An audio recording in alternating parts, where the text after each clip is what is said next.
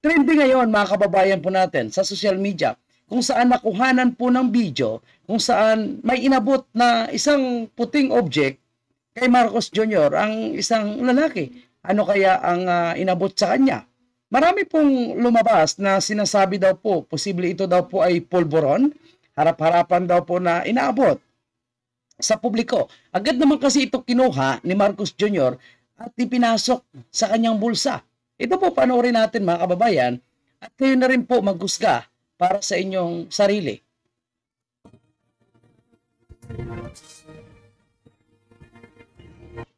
Okay, balikan po natin mga kababayan para malinaw. Pasensya na ha, medyo malabo po yung nakita natin na video. Ulitin natin mga kababayan ha. So ayan po, oops, sana ba yung banda? Ayan po, kung makikita po natin, may medyo puti po na object sa kanyang kamay. Ulitin natin. So, inabot niya po. At nakita po natin, pinasok din agad sa bulsa ni Marcos Jr. At ang lalaking nakapula ay agad naman nakipag-selfie sa kanya. Kaya umani po ito ng iba't ibang reaksyon sa social media. Pati na rin po yung mga tinaguriang loyalista ay mukhang nag-away-away na ngayon. Dahil marami po ang nagsasabi na mukhang pulburon at lantaran na umano ang sinasabing pag-aabutan ng pulburon, mga kababayan natin.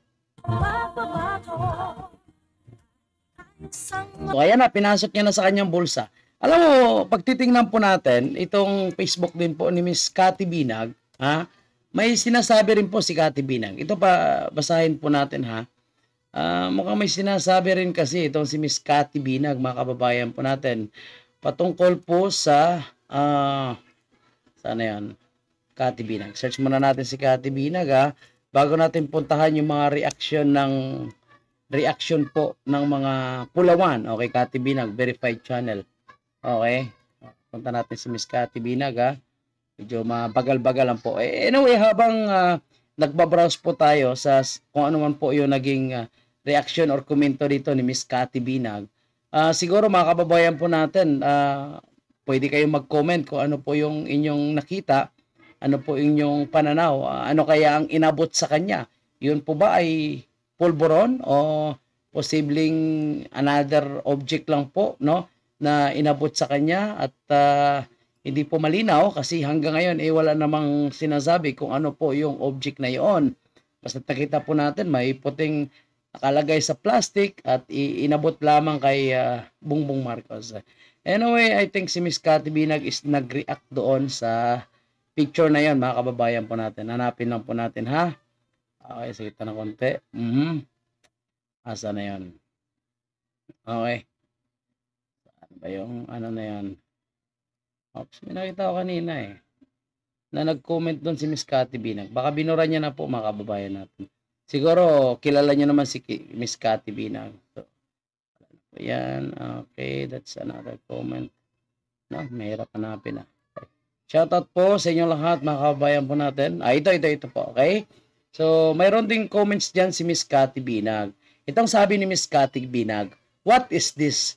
What's this small clear like plastic in the hand of the one wearing red? Ano sa tingin ninyo ang inabot kay BBM at kanyang ibinulsa? May nagsabi nakatago sa likod ang tunay na laman. Ayan po ang abutan. So, dito medyo malinaw kasi naka-slow mo. Ayan po mga kababayan po natin. Ano? In-slow mo po nila at kitang-kita po ayan na inabot kay BBM. Nakipag-shake hand. Ano? Tapos, ang ginawa naman ni Bongbong, no? Nilipat niya sa kanyang kaliwang kamay at ipinasok sa kanyang bulsa. Okay. So, ayaw ko magsabi kung ano po yung laman, no, ng inabot sa kanya. Pero kayo po bahala, mga kababayan po natin. Ano kaya ang object na yon? Ano kaya ang bagay na yon na personal na inabot sa kanya? Parang gimmick. Ito may mga komento rin. Basahin ko lang yung mga komento ng ibang kababayan natin. Parang gimmick lang yata. Bakit sa harap ng kamera? Sabi naman ni Miss Cathy Binag, BP Inday Sara Defender, kung gimmick po, sanay na sanay sa abutan. So, basahin natin yung comment ng iba. Parang nagulat pa siya nung makita niya ang binigay sa kanya. No, saan ba dapat pagtanggol mo dahil bayad ka na? Maghanap tayo ng ibang komento. Ito yung iba. Okay, kasi trade yun eh. Ito po ang update ninyo. ABS-CBN, GMA, TV5, PTV4, Manila Bulletin. Shinatout niya po lahat. So, ano po ang inaantay ng taong bayan? Saan na mga religious group? So, parang may panawagan sila. Tsaka lang mo istorya. Bisitahin mo sugo ni Lisa Palis.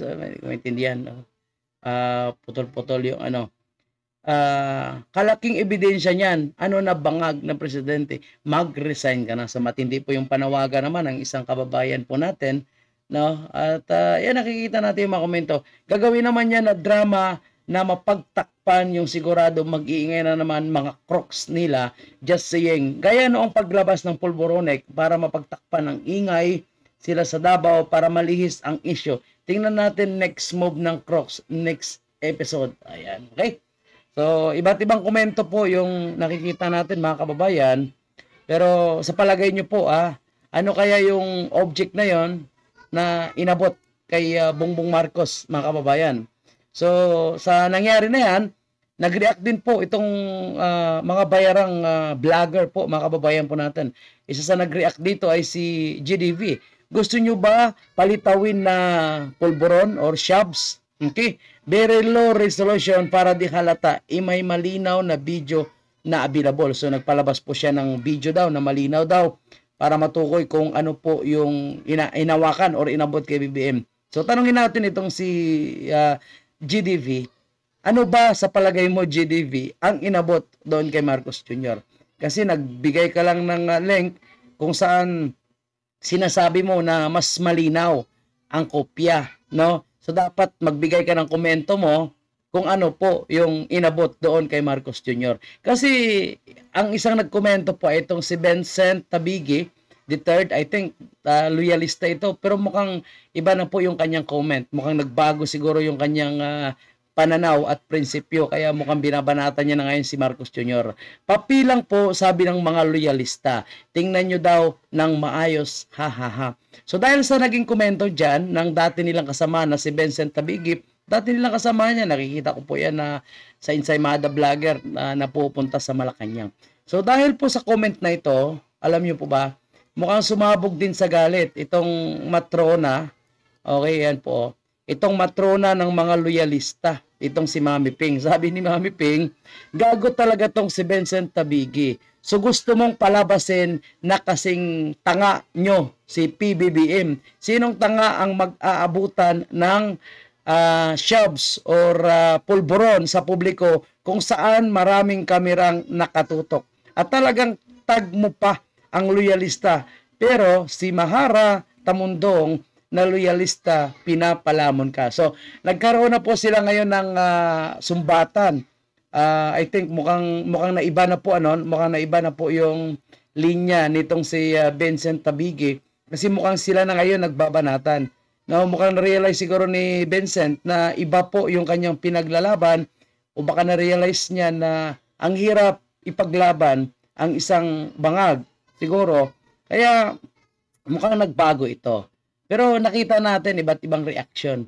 Ang sa akin nga lang, ay ako magsabi kung ano po yung kanyang hinawakan, ano po yung inabot sa kanya ng lalaking nakapula. So kayo na lang po bahala maghusga kung ano po sa inyong palagay. Dahil wala namang verification na comment mula sa PCO. At kung mga ganitong klaseng issue na mga nagtitrending, no, mga kababayan, ang madalas na ginagawa kasi ng Presidential Communication Office ay hindi po sila nagkokomento at hinahayaan na lang po nila na madedma na lang ang issue, madidbol na lang ang issue ito.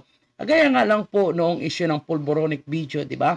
So, hinayaan na lang nila. Ngayon, binuhay na naman dahil may nag-complain. So, mukhang sila rin yung nagbuhay ng isyong nawala na. At matandaan ko, yung issue po ng Pulboronic na yan, ay ito po, no, di ba? Speaking of Pulboronic video, ay ito rin po yung pinalabas ng Presidential Communication Office na sinasabi nila na ano daw fake daw ang video ito at AI, hindi daw po ito totoo. Pero si Miss Maharlika handa na pong depensahan ang kanyang claim patungkol sa video ito at may nakahanda po siyang isang kilala, no, na forensic expert sa Amerika na kaya umanong patunayan ang authenticity ng video ito. So, pinalabas nila ito noong September 25 at sinasabing fake daw po ang video ito. Pero ito pong video na ito ay ginamit po para sa disbarment file or case laban po kay Attorney Harry Roque. Okay mga kababayan po natin. So ngayon may mga nakikita po tayong mga loyalista, no, or makamarcos na mukhang nagbabalintong na. So siguro nakikita nila na mukhang mahirap po yung kanilang ipinaglalaban. At sa totoo lang mga kababayan po natin, mahirap ipaglaban ang mali.